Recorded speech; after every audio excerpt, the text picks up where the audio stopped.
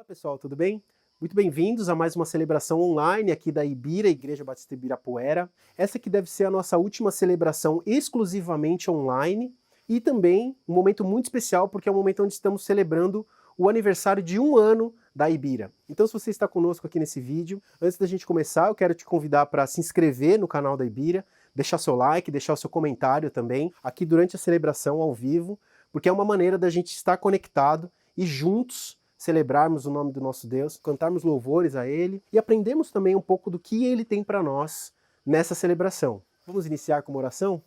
Senhor nosso Deus, obrigado por essa oportunidade. Pedimos que o Senhor nos ajude a utilizar essas ferramentas online agora, para que o Seu nome continue sendo exaltado e nós continuemos aprendendo e ouvindo mais da Tua voz, entendendo mais da Tua vontade para as nossas vidas.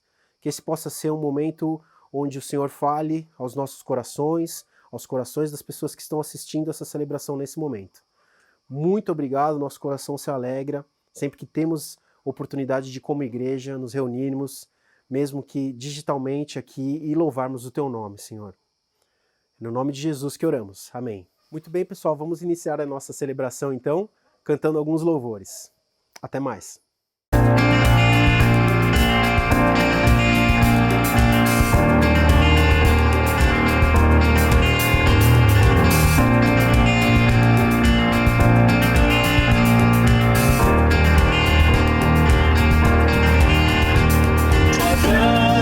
Me alcançou, pra Ti quero viver, compartilhar o Teu grande amor.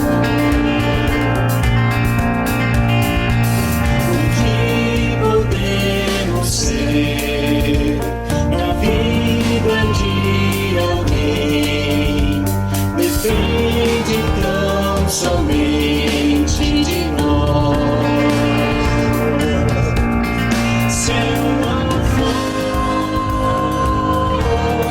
quem irá? Se eu não estender as mãos, quem o fará? Quem morrer, me entregar e dizer ao mundo que Jesus voltará, até que Ele venha, até que Ele venha. Cristo é a esperança que ao mundo vou levar, até que Ele venha, até que Ele venha. Ele é a razão que me faz continuar.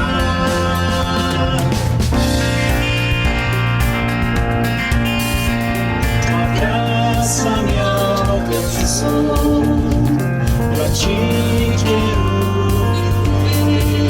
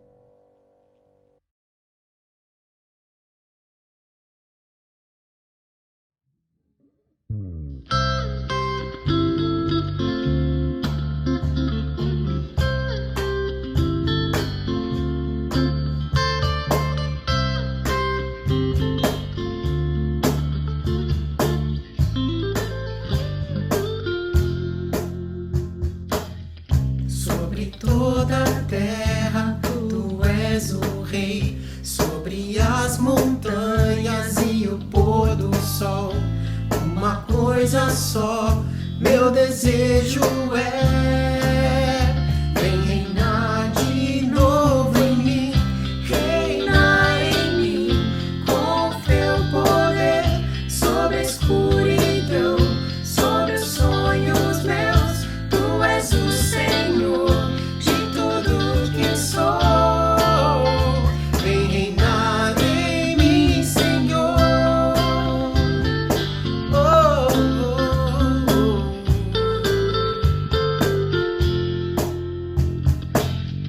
Sobre o meu pensar, tudo que eu falar, faz-me refletir a beleza que há em ti. Tu és para mim mais que tudo aqui. Vem reinar de novo em mim, reinar em mim, com teu poder, sobre a escuridão, sobre os sonhos meus. Tu és o Senhor de tudo que sou. Vem reinar em mim, Senhor. Oh, oh, oh.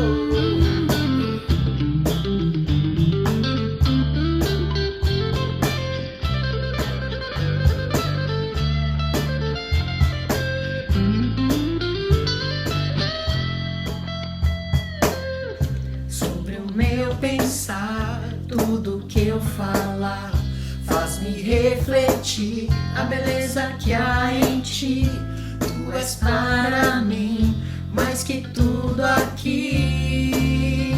Vem reinar em mim, Senhor, reinar em mim, com teu poder, sobre a escuridão, sobre os sonhos meus. Tu és o Senhor de tudo que sou. Vem reinar em mim, Senhor, reinar em mim, com teu poder, sobre a escuridão, sobre os sonhos meus. Tu és o Senhor de tudo que sou. Vem reinar em mim, Senhor. Reinar em mim, Senhor. Reinar em mim, reinar em mim, Senhor. Oh, oh, oh, oh.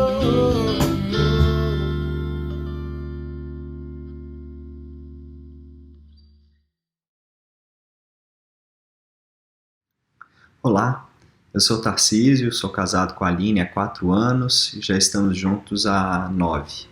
Em breve serei o pai do Lucas, sou de Belo Horizonte, mas já moro em São Paulo desde 2013. Trabalhei praticamente minha vida toda no setor bancário e recentemente entrei numa empresa de tecnologia.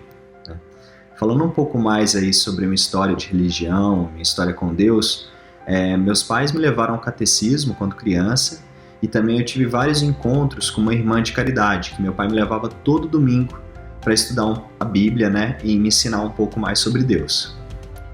Mas ao chegar na adolescência, eu achava que esse negócio de Deus era muito abstrato, que não fazia muito sentido. Eu achava que era muito inteligente para aquilo tudo, né? Como um bom adolescente, achava que era dono da verdade e comecei a acreditar na tese que eu já era uma boa pessoa, com princípios morais, éticos e que não fazia mal para ninguém, e que sempre buscava a justiça e ajudar aos outros. E na minha cabeça, apenas isso já era suficiente. Eu até brincava com os outros, né, que eu queria muito acreditar em Deus, porque minha vida seria muito mais fácil. Admirava as pessoas que tinham fé, mas achava que esse negócio de fé não tinha lógica, que não era para mim. Minha verdadeira aproximação com Deus começou após uns 2 anos que eu havia mudado para São Paulo e um antigo gestor que virou um grande amigo me chamou para um encontro de oração na casa dele. Eu aposto que nesse momento a Aline deve estar assim: nossa, eu que orei durante anos para que Tarcísio buscasse a Deus, que fosse na igreja comigo, e agora ele fala só do antigo gestor dele. Então, Aline, não se preocupe, tenho certeza que suas orações fizeram muita diferença para mim. Mas voltando nesse ponto, né? Ele teve que me chamar pelo menos umas 3 vezes para ir para casa dele, mas eu sempre arrumava uma desculpa, até que eu decidi dar uma chance. E confesso que não foi porque eu queria, mas é porque eu não conseguia achar mais desculpas, né, para dar. E desde a primeira vez que eu fui, eu me senti acolhido pelas pessoas que ali estavam, né? Além de estudar as passagens da Bíblia, tinha um momento onde as pessoas podiam compartilhar situações que estavam acontecendo na vida dela e agradecimentos também. E cada encontro que eu fui, né, eu ia me soltando, eu ia compartilhando também e ia sentindo tudo que estava acontecendo, além de aprender um pouco mais da Bíblia. E as coisas começaram a fazer um pouco mais de sentido. Um pouco mais para frente, um amigo meu, que também mora aqui em São Paulo, ele me chamou para ir na IBNU, né? E onde eu lembro que ele me disse assim que não era uma igreja normal, que parecia muito mais uma palestra do que qualquer outra coisa. E após algumas desculpas também, acabei indo um dia e me surpreendi, né? A forma com que o Saião ensinava e contextualizava a Bíblia começou a fazer sentido para mim. Outro ponto que fez muita diferença foi o acolhimento que eu recebi das pessoas na IBNU, né? Comecei a fazer amizades e, mais importante, foi quando eu comecei a participar dos ministérios, né? Quanto mais eu participava, mais Deus entrava na minha vida. Daí chegou um ponto que eu comecei a me perguntar: será que agora eu acredito em Deus? Eu sou convertido? Né? Mas eu não tive nenhum encontro especial, não teve nada sobrenatural que aconteceu na minha vida. Então eu ficava pensando: será que de fato eu acredito em Deus? Será que eu sou convertido? Né? Mas aí eu parei para refletir e eu vi que as minhas atitudes estavam diferentes, né? Que as coisas que eu fazia antes eu não conseguia fazer mais. O que fazia sentido para mim antes, hoje não fazia mais, né? E aí eu percebi que a conversão já tinha acontecido e que eu nem tinha percebido, né? Mas faltava uma coisa muito importante: o batismo, né? E eu não queria fazer por fazer, né? Tanto é que a Aline fez antes de mim. A programação é que eu fizesse junto com ela, mas naquele momento eu não estava me sentindo, não tinha sentido que era de fato o meu momento de fazer o batismo. Tanto é que ela fez e eu não fiz. E aí depois de algum tempo, poucas semanas, eu tomei a decisão e eu me batizei. Não faz muito tempo, o Tarcísio chegou aqui na IBNU e a gente conversou. Falando: Tarcísio, você quer ser batizado? E ele disse não. E aí eu falei: mas por quê? Não, eu tenho uma série de perguntas, dúvidas. E a gente nunca dá um passo que Deus não mostre e não encaminhe em sintonia com o que a palavra nos ensina. E depois, sem ninguém dizer para ele o que ele deve ou não fazer,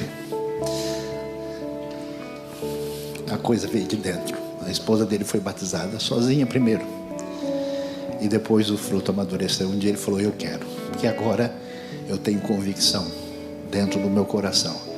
Então, Tarcísio, diga pra gente: você hoje, o seu coração crê que Jesus é o teu pleno, suficiente Salvador e Senhor?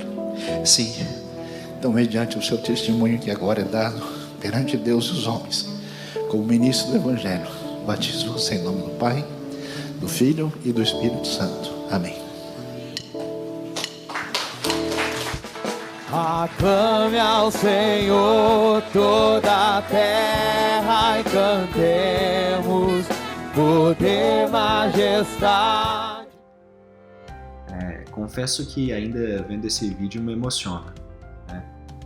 E esse foi mais um momento de mudança na minha vida, né? Quando eu saí daquela água, eu me senti um novo homem, né? Orgulhoso do que tinha me tornado e com a responsabilidade de demonstrar isso para todo mundo que cruzasse o meu caminho, que eu fosse exemplo.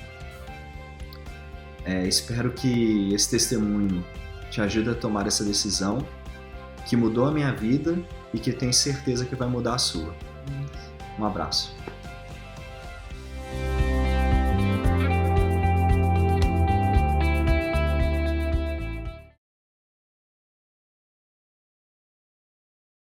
Como lidar com medo?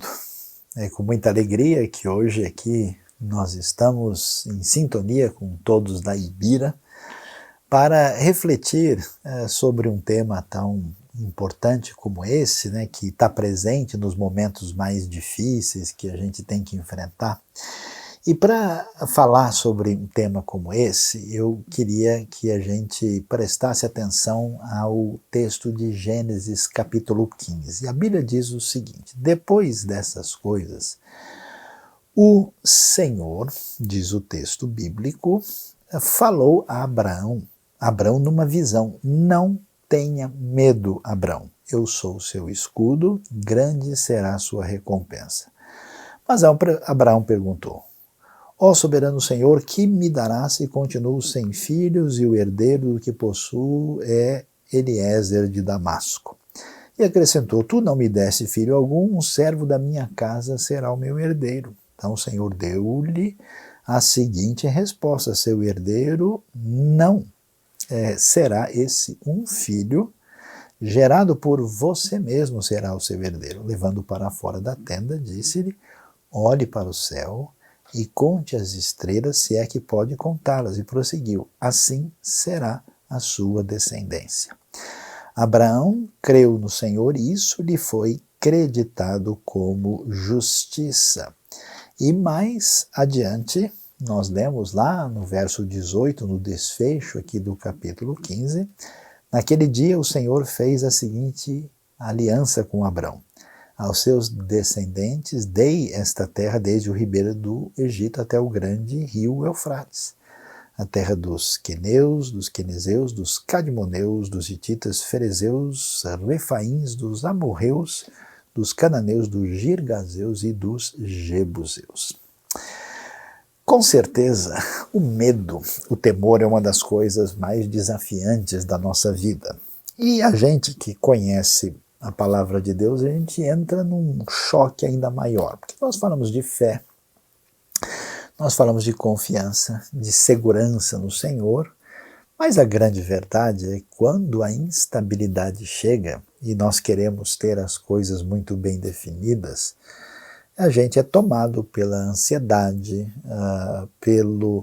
às vezes, um momento de angústia profunda, e mais principalmente pelo medo. É interessante aqui no capítulo 15 que quando Deus vai falar com Abrão, Abrão que vai mudar o seu nome para Abraão, o foco da palavra divina é exatamente esse, logo no início do capítulo: não tenha medo. Agora, vamos analisar, vamos ver, né, que história é essa, como é que essa palavra divina aparece aqui, como é que a gente lida com isso. Bom, em primeiro lugar, a gente deve perguntar: o nosso medo faz sentido? Você sabe, se você estiver diante de uma fera selvagem, perdida numa floresta, e uma onça vem correndo atrás de você, seria muito bom se tivesse todo o medo possível. Eu conheci um sujeito que, perseguido por um cachorro bravo, né, bateu o recorde de salto em altura da América do Sul naquele dia, né, motivado por toda a adrenalina que surgiu do seu muito bem-vindo medo. Então esse medo no sentido de uma reação do organismo como proteção diante de uma ameaça real, primeiro, ninguém deve ficar em pânico por causa do medo, porque isso é uma reação que diz respeito à vida, assim como a gente põe a mão numa panela quente e tira imediatamente, porque a gente é avisado que ali há um problema. Então não se pode imaginar que pessoas que conhecem a Deus e lidam com Deus não podem ter qualquer tipo de medo porque elas são vitoriosas. A Bíblia não mostra isso nem ensina esse tipo de coisa.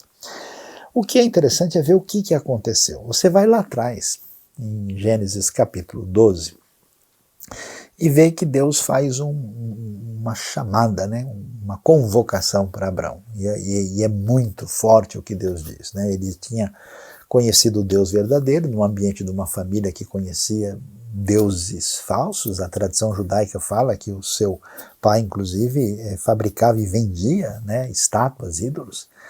E aí Deus chama Abraão, fala para ele sair da sua terra, sair do meio dos seus parentes e ir para uma terra que Deus haveria de mostrar. E aí ele vai. E quando ele vai para essa terra, ele leva, né, o seu sobrinho, o famoso sobrinho Ló, E chega lá e as coisas, vamos dizer, começam a dar errado, né? Nós estamos num momento de crise, de incerteza, muitas mudanças no cenário mundial e a gente não sabe o que fazer. Bem isso que Abraão vai enfrentar. Ele está indo para uma terra desconhecida, não sabe o que vai encontrar por lá e chega lá, a terra está cheia.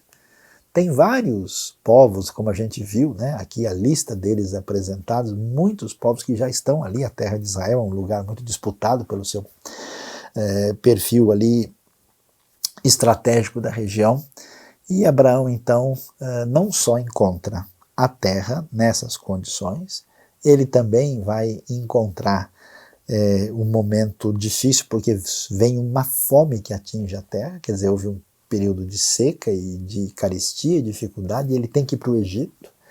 E lá no Egito a coisa complica, porque aí o faraó meio que se engraça para o lado da esposa dele, a Sarai, que vai se tornar Sara, e ele quase perde a esposa, e aí ele fica numa situação difícil, com dificuldade ele consegue sair ileso dessa situação, e quando eles começam a ocupar a terra ali, mais pela parte centro-sul da terra, surge uma confusão, uma briga entre aqueles que trabalhavam com Abraão e os que trabalhavam com seu sobrinho Ló, e aí veio o que? Problema de família, confusão. Eu acho que muita gente nesse momento de crise, de dificuldade que a gente está enfrentando, né, além dos problemas econômicos reais, dos problemas reais de saúde, ainda tem problemas familiares que acabam se multiplicando nesse momento, nesse cenário. E Abraão enfrenta isso, né? Ele está aí num ambiente de incerteza, numa dificuldade de onde ele vai estabelecer o seu lugar, e aí deu tudo errado. E se a gente acha que a gente tem problema, quer dizer, não sei nem se eu continuo, acho que é melhor mudar, vamos ler o Salmo 23, vamos ler outra coisa, esse negócio está ficando difícil demais, né? Se já estava ruim, quando complicou as coisas, o Ló escolheu a melhor parte da melhor região, foi para lá, o Abraão ficou com o que ficou, e aí, o que acontece? Acontece uma guerra, um conflito de 4 líderes locais, os chamados 4 reis, contra outros 5 reis, e aí o pau quebrou e o Ló foi levado preso, depois de ter brigado, né? Não sei nem o que eu faria. Ela fala, já que o cara arrumou problema, agora ele que se vire lá, né? Quem mandou ser mal criado e não respeitar o tio aqui? Mas o Ló vai ser levado preso e Abraão reúne lá uma tropa de gente treinada que pertencia ao seu grupo, né? Ali propriamente dito, e eles vão libertar o Ló e conseguir trazê-lo de volta. E aí que o texto bíblico diz o quê? Depois dessas coisas, fala a verdade, era melhor a gente largar tudo e deixar tudo para lá.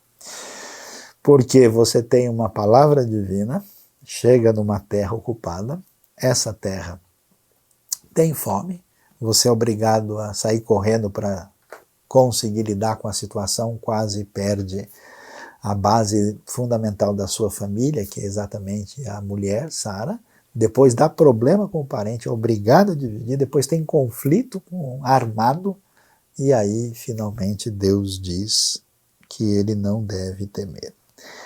O que significa isso? Significa que a Bíblia vai mostrar que as pessoas que estão debaixo dessa relação de sintonia com aquilo que é chamado de aliança com Deus, devem entender que a palavra divina, ela atravessa a história em cenários tumultuados, complicados, difíceis, em terrenos acidentados e imprevisíveis.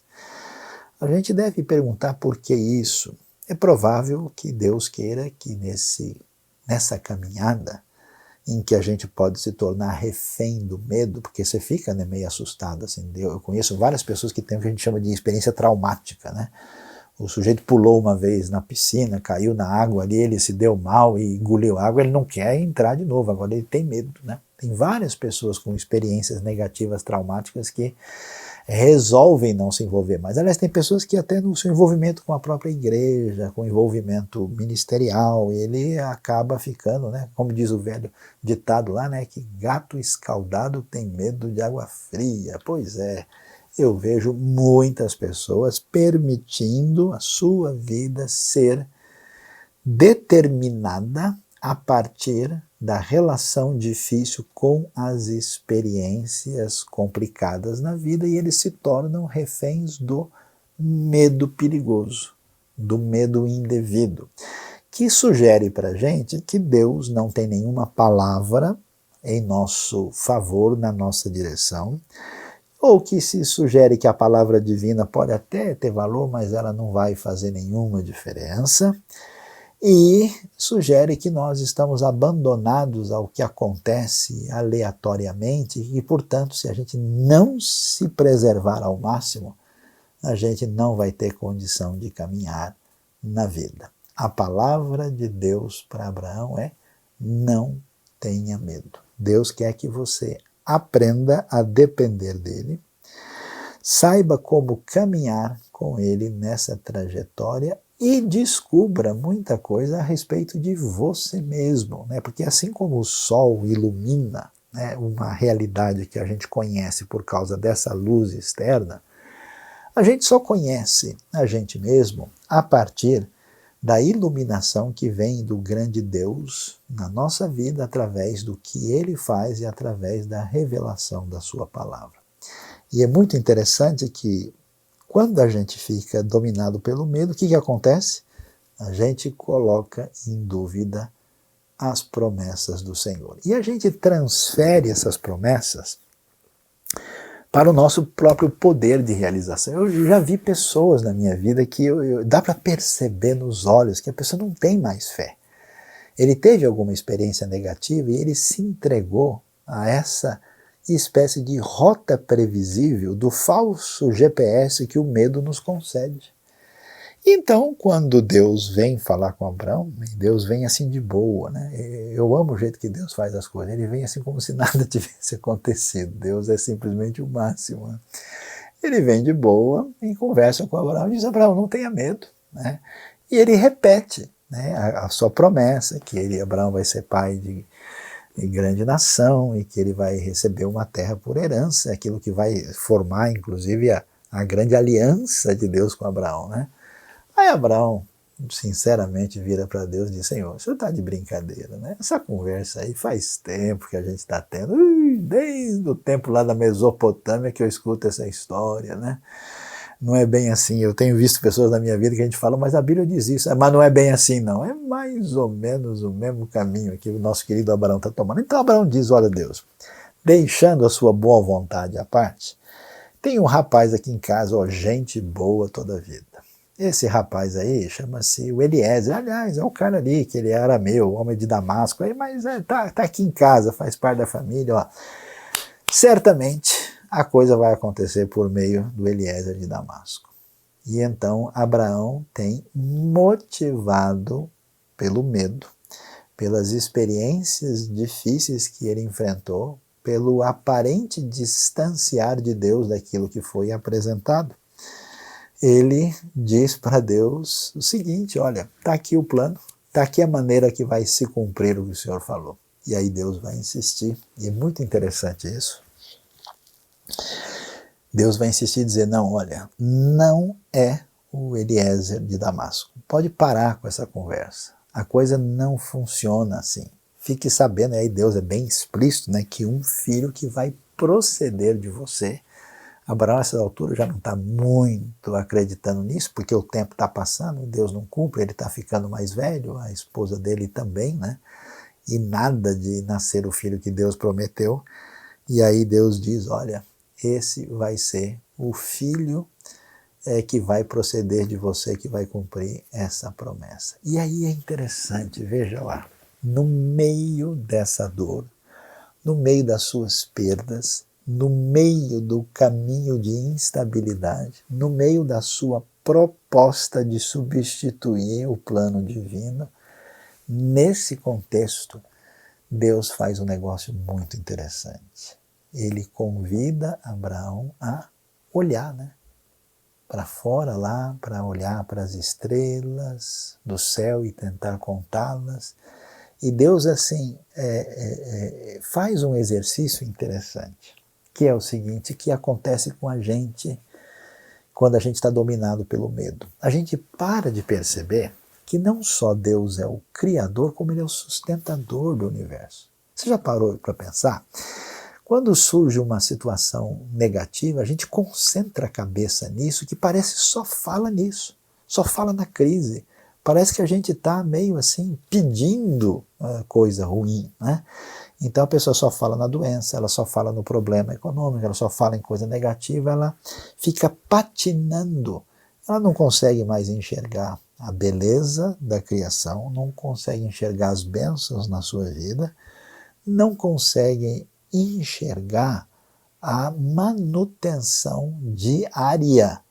E eu diria até muito mais do que diária, a cada minuto que Deus faz do universo, inclusive para o nosso próprio benefício. Então Deus dá uma aulinha de astronomia teológica para Abraão, dá uma olhadinha aqui, olha as estrelas, né? Quer dizer, Deus que é o Senhor do universo, que controla tudo, é o mesmo Deus que nos dá a sua palavra.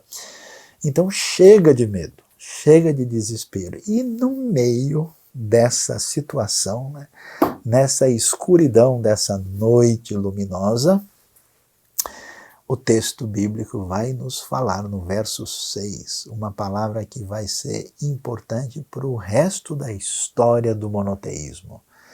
Vai dizer que Abraão creu em Deus e isso lhe foi creditado como justiça.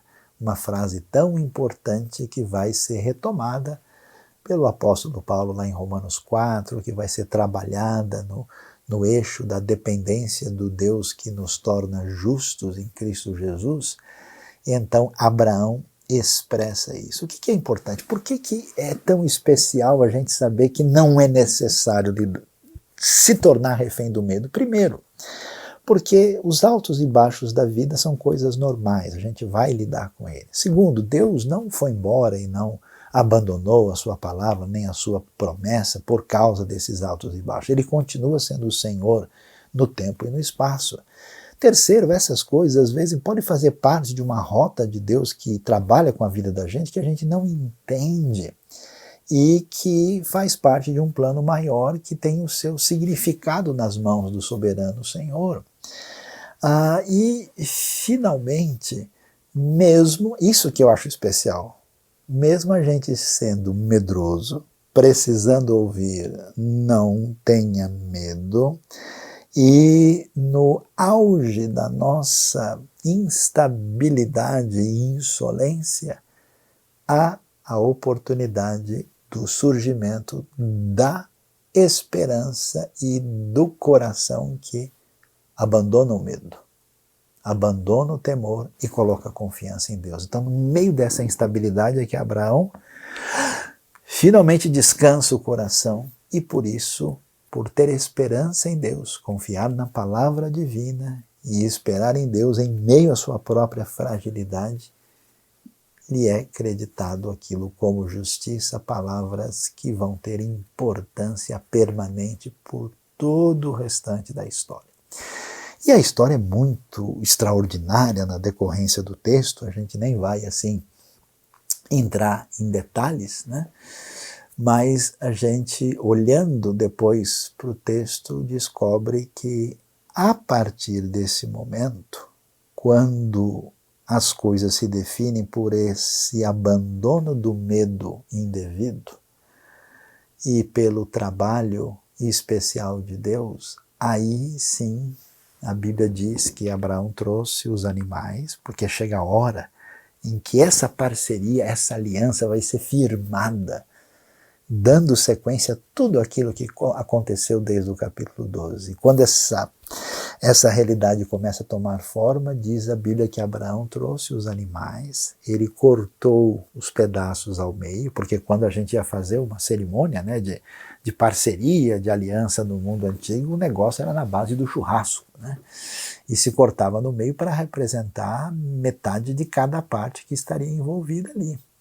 E que coisa interessante, os animais são divididos, separados e nesse momento já está escuro à noite e o cenário é interessante. É uma coisa interessante que é um cenário que traz assim uma espécie de ambiente de temor, né? A Bíblia diz que Abraão, inclusive, afugenta as aves de rapina que estão chegando nos animais. Tem um quê, assim, meio de clima, né? De quase Halloween, assim, no negócio. A coisa é meio, né? meio dark, assim, meio penumbrosa, né? E aí, quando ele está nesse momento e nessa situação, vem um sono tremendo sobre ele, e ele cai ali naquele torpor, e nesse momento passa ali um fogareiro, um fogo esfumaçante, né? Que passa entre os animais quando Deus acaba confirmando a sua aliança. Eu acho interessante que esse ambiente de trevas e trevas densas que caem ali, com essa fragilização de Abraão, mostra para a gente que é no meio da limitação e fragilidade humana que a dependência de Deus estabelece para nós, num ambiente que evoca uma espécie de medo e terror, a vitória do indivíduo na aliança com Deus sobre o temor, o medo que impede a nossa vida de caminhar adequadamente. E aí, o Abraão vai, né, passar por essa experiência, vai ter esse momento extraordinário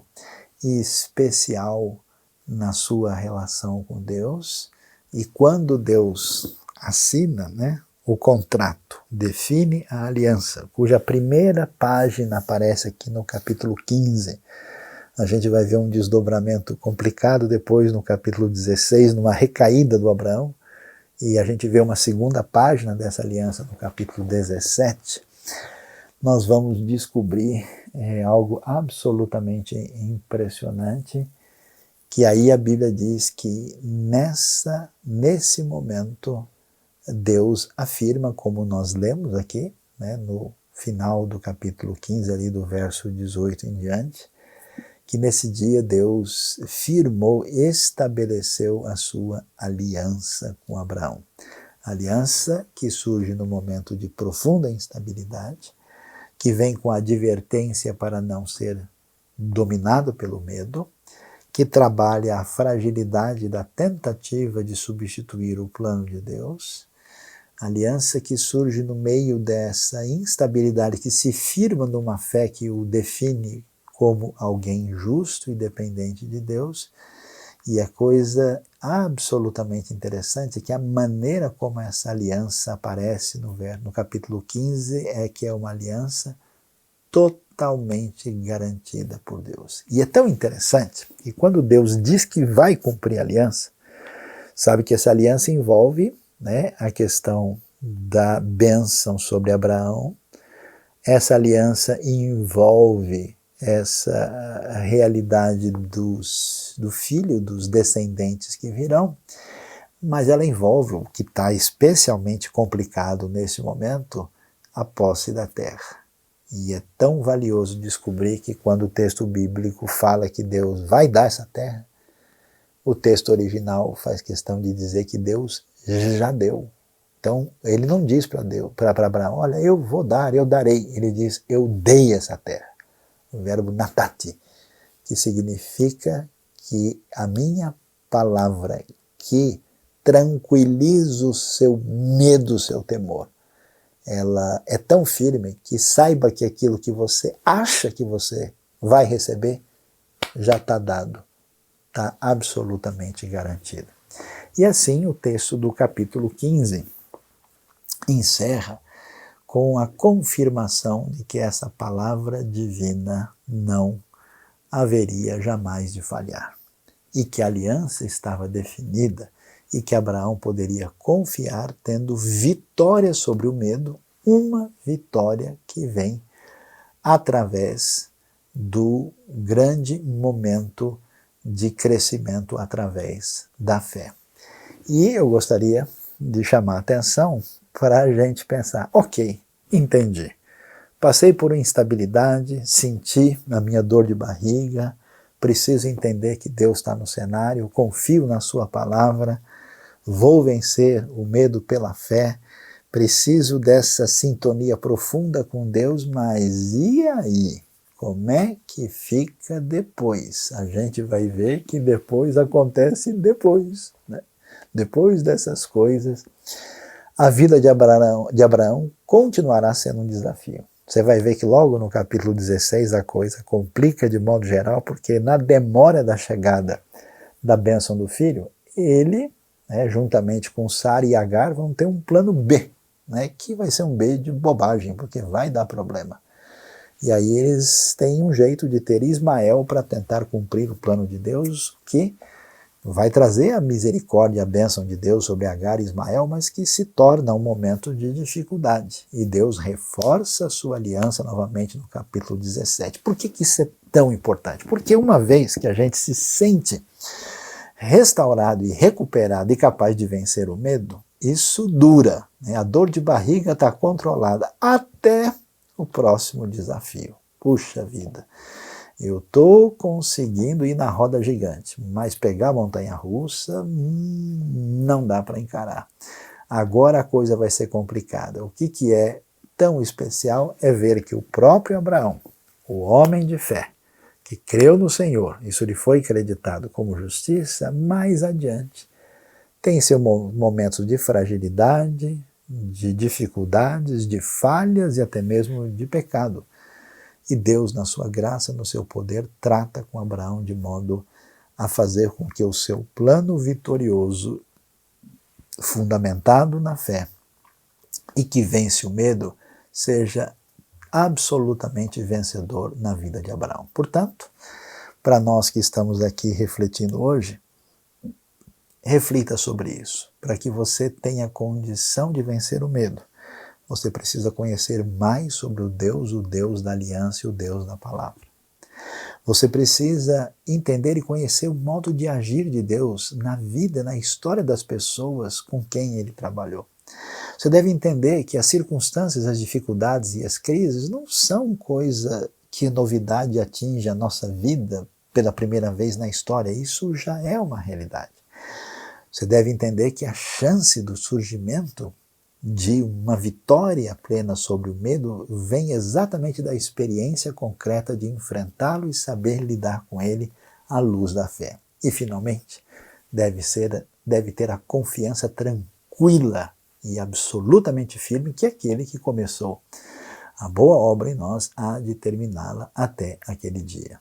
Deus abençoe a nossa vida, Deus abençoe o nosso coração e lembre-se, hoje, antes de dormir, na hora que apagar a luz, não tenha medo. Que Deus nos abençoe.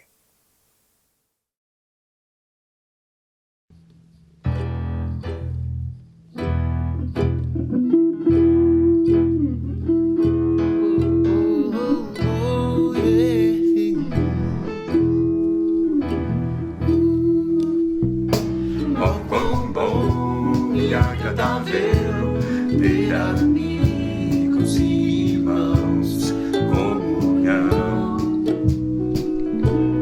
vinho e pão. Como o orvalho desce da montanha sobre a relva, nosso chão, comunhão, vinho e pão.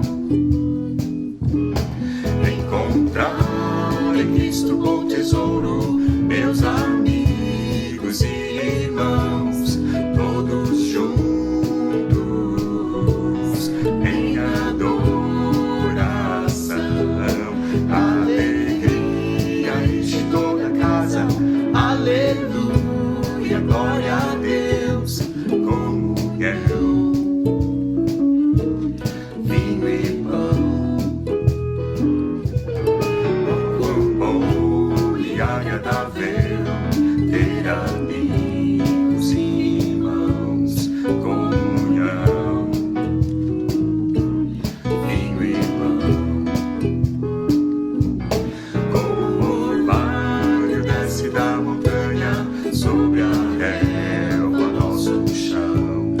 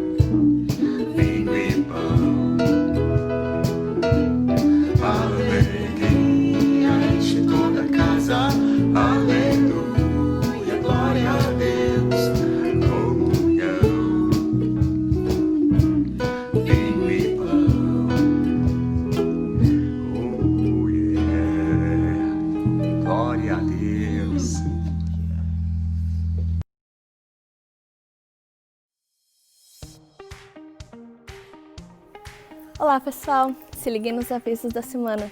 A Ibira já está com a sua conta bancária aberta e em pleno funcionamento. Aproveite esse momento para tirar uma foto de todos os dados bancários e do nosso e-mail para você enviar o comprovante após a transferência. Uma dica: aproveite e salve todos esses dados no aplicativo do seu banco. Assim fica bem mais fácil da próxima vez e bem mais rápido também. Essa semana tem PG. Os nossos PGs estão acontecendo online. Na quinta-feira é o PG do Jardim Prudência e na sexta-feira é o PG do Brooklyn e da Vila Olímpia. Como está sendo o seu culto doméstico? Estamos recebendo pelo WhatsApp o guia do nosso culto doméstico. Separe um momento toda semana para ter esse momento especial com a sua família e com Deus. Continue acompanhando a Ibira nas redes sociais e convide outras pessoas para estarem com a gente e apoie essas pessoas nesses momentos difíceis que estamos passando. E o último e mais legal aviso de todos: estamos nos preparando para o retorno das nossas atividades presenciais no próximo dia 6 de setembro. Se ligue e não perca nada. Um beijo e boa semana! Olá pessoal, dizem que o tempo passa rápido, né? E parece que esse um ano voou. Hoje eu tô aqui para contar um ano de Ibira e dar os parabéns à nossa comunidade, à nossa igreja, que Deus tem nos sustentado até aqui. Deus tem sido bom conosco. A Ibira nasceu aí em 2017, já faz aí um bom tempinho, e ela nasceu numa reunião ali da IBNU, da nossa igreja mãe, onde começamos a planejar a Ibira. Em 2018 iniciamos alguns encontros em casa, paramos no meio do ano porque não ia ter recurso financeiro para iniciarmos a Ibira e retomamos em 2019. 2019 foi o ano que a Ibira iniciou para valer as suas atividades do dia 25 de agosto de 2019. Agora estamos um ano de portas abertas, de celebrações acontecendo. Nesse um ano, muitas coisas aconteceram. Iniciamos basicamente aí com 20 e poucas pessoas no nosso grupo base. Hoje já somos quase 40. Deus tem sido bom, louvado seja Deus por isso. Mais de 50 celebrações nós tivemos, das quais, pasmem, hein, gente, já quase aproximadamente 25 delas online. A igreja deixou de se encontrar presencialmente, dadas as circunstâncias aí que enfrentamos, mas não parou. A igreja continuou bem, porque também outra coisa que foi muito legal e é uma marca registrada da nossa igreja são os nossos encontros nos pequenos grupos. Foram mais de 75 encontros por meio dos 3 pequenos grupos que temos em nossa comunidade. Já apresentamos crianças, tivemos palestras sobre família, tivemos o Clube do Livro das meninas, vários clubes do livro, muito legal, muitos assuntos interessantes sendo tratados. Tivemos também aí os encontros de oração, os encontros dos homens também de oração. Durante o tempo de isolamento e distanciamento social, não paramos, a igreja continuou fazendo aí encontros online, onde a gente pôde bater um bom papo diversas vezes, orarmos juntos. Já participamos de alguns momentos um pouco mais delicados, de perda de pessoas queridas, mas em tudo Deus tem nos sustentado e nós louvamos e agradecemos a Deus por tudo o que Ele tem feito. Esse foi o primeiro ano da nossa igreja e nós pedimos a Deus que Ele a preserve, que Ele a sustente, que Ele fortaleça, anime, capacite e faça florescer o Evangelho do nosso Senhor Jesus Cristo na cidade de São Paulo, especificamente no bairro de Moema e no seu entorno. Que Deus abençoe, parabéns Ibira, que sejamos uma igreja de gente que curte gente, que segue e compartilha Jesus a cada dia que passa. Valeu, até o próximo!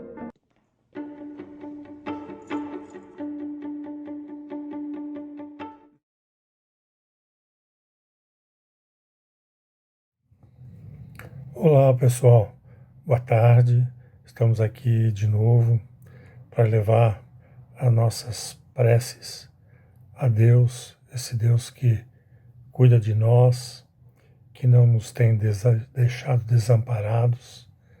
Estamos aqui para fazer os nossos agradecimentos, as nossas orações peticionárias, as nossas orações de intercessão a esse Deus tão maravilhoso, a esse Deus amoroso. E é assim que nós oramos no nome de Jesus. Senhor nosso Deus e nosso Pai, trazemos, Senhor, a Tua presença em primeiro lugar, Senhor, uma oração de louvor e agradecimento por este primeiro ano da Igreja, Senhor, da Igreja Ibira, aqui neste bairro do Ibirapuera, Senhor. Quantas vidas têm se achegado aqui na Ibira, quantas vidas, Senhor, Tu trouxestes para cá e outras mais Tu trarás ainda, Senhor. E Te agradecemos por isso. Dá-nos, Senhor, a sabedoria, o amor, o discernimento para cuidar de cada uma delas, como se fosses Tu a cuidar delas, Senhor. Abençoa também nesta tarde a todos os participantes desta celebração, aonde eles estiverem. Alcança-os com o Teu amor e derrama sobre cada um deles uma unção da Tua paz, Senhor. Trazemos também, Senhor, os nossos pedidos com relação a essa pandemia que tem assolado não só o mundo, mas o nosso país também, que as vacinas que estão sendo desenvolvidas, Senhor, possam ter sucesso e possam, dentro da segurança, rapidamente estar disponível, Senhor, para todos, sem acepção de pessoas, que esse seja um ato de extrema benevolência, Senhor, de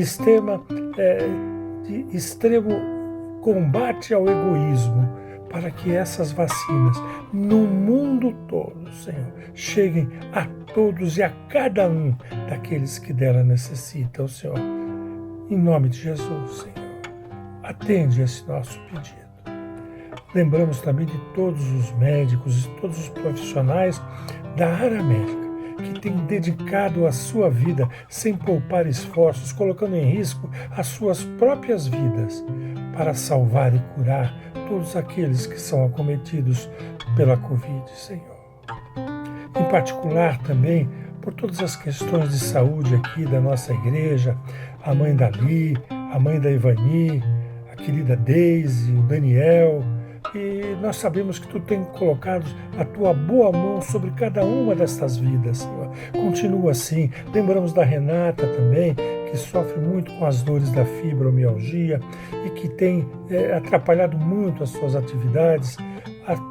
Senhor, sobre todos esses, coloca a Tua boa mão e alivia, Senhor, e cura segundo a Tua boa vontade, Pai. Nós queremos também trazer a Tua presença, Pai, a todos aqueles que foram afetados no seu trabalho, nos seus negócios, por essa crise da pandemia, Senhor. Muitos trabalhos, muitos postos de trabalho foram fechados, alguns negócios não tiveram condição de continuar sobrevivendo, mas, Senhor, tem misericórdia e abre portas de trabalho, abre portas e restaura negócios, Senhor, que cada um desses, Senhor, que precisam dessa restauração, Senhor, sejam sustentados por Ti, Senhor.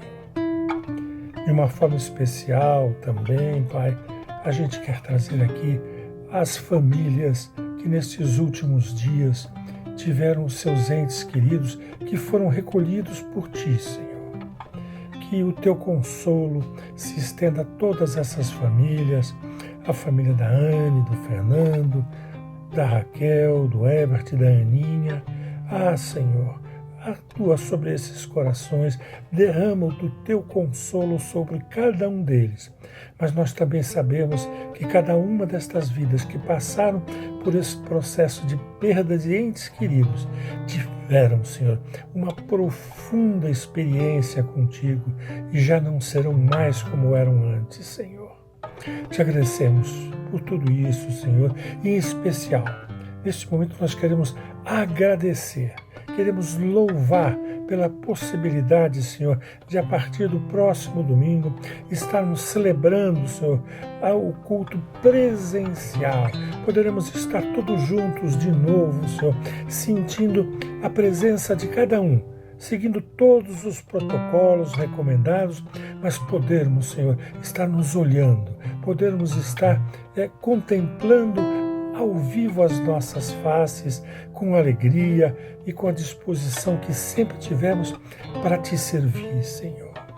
Ah, Senhor, recebe essa nossa oração, essa é a nossa oração no nome precioso de Jesus que fazemos aqui nesta tarde. Amém. E assim, pessoal, terminamos esta celebração. Desejamos que a semana seja abençoada para todos e até domingo que vem. Já estamos vivendo uma ansiedade gostosa pela possibilidade de estarmos juntos, nos vendo e celebrando fisicamente a este Deus tão bom, misericordioso, cuidadoso e Senhor das nossas vidas. Até lá, um abraço a todos.